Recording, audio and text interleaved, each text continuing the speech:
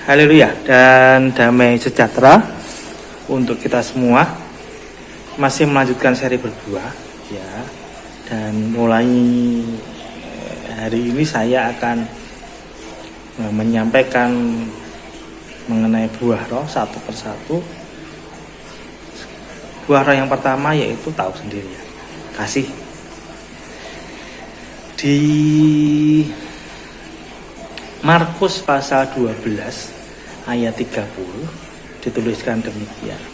Kasihilah Tuhan Allahmu dengan segenap hatimu dan dengan segenap jiwamu dan dengan segenap akal budimu dan dengan segenap kekuatanmu. Itu kita kenal baik ya. Di bagian lain dari Injil juga ditulis, di Matius ada Matius pasal 22, kalau di Lukas ada di Lukas pasal 10 tentang hukum kasih. Di bagian ini saya akan menjelaskan tentang kasih kepada Tuhan Allah, karena rupanya kalimatnya berbeda ya. Khusus kepada kasih Tuhan Allah itu ada satu kata yang sampai diulang. Kalau di Markus diulang 4 kali, di Lukas juga diulang.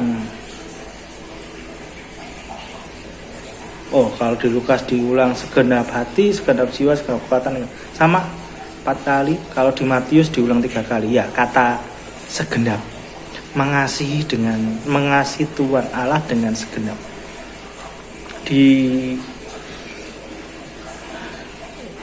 Kalau sampai diulang 4 kali penulisannya, artinya memang ada penegasan mengenai kata segenap ini ya.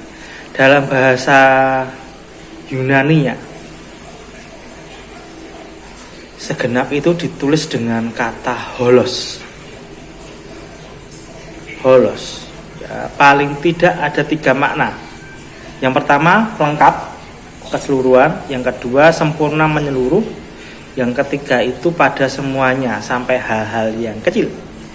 Itu paling tidak 3 pengertian dari kata holos. Yang pertama saya membahas di segenap, mengasihi Tuhan Allah dengan segenap. Itu artinya kita mengasihi Dia, Tuhan, dengan keseluruhan hati, keseluruhan jiwa, keseluruhan akal budi, keseluruhan kekuatan.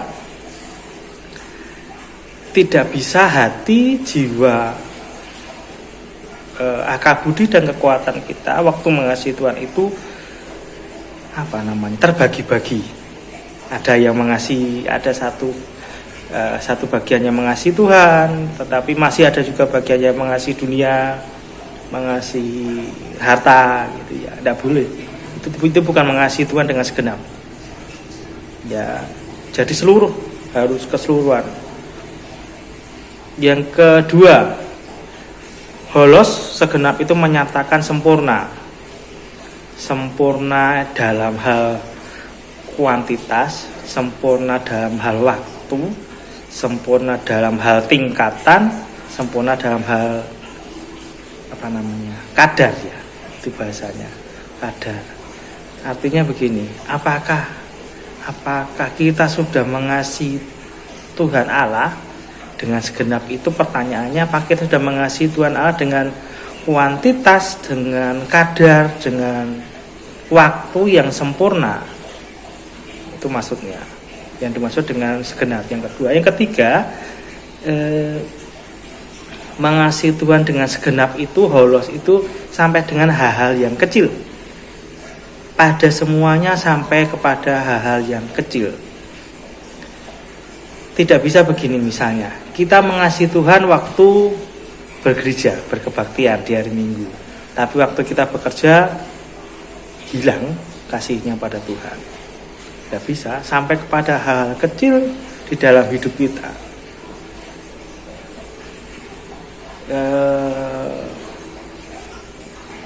Martin Luther ya pernah mengatakan begini, seorang pemerah sapi itu bisa mengasihi Tuhan melalui cara dia memerah sapi. Artinya ya sampai kepada hal kecil mesti kita mengasihi Tuhan. Dari kita pagi pagi, bangun, sampai kepada tidur lagi, setiap bagian hidup kita itu mengasihi Tuhan. Sampai yang kecil-kecil menyapu, mencuci piring,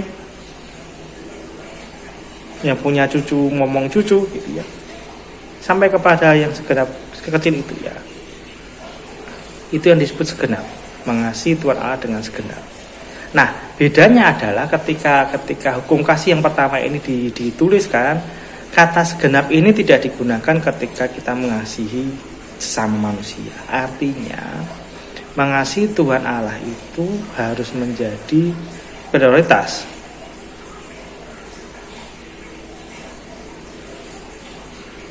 Tidak boleh ada kasih yang lebih besar daripada kasih kita kepada Tuhan Allah. Itu artinya mengasihi dengan segenap. Untuk lengkapnya silakan baca, ditulis saja di blog saya ya. Karena tidak mungkin saya menyampaikan cara panjang lebar di video semacam ini. Jangan lupa protokol kesehatan, pakai masker, jaga jarak, sering-sering cuci tangan. Kalau bekerja dalam ruangan, ingat ventilasinya usahakan bisa terbuka, ada aliran udara yang baik, durasinya dan jaraknya. Kita bertemu besok. Tuhan Yesus memberkati kita.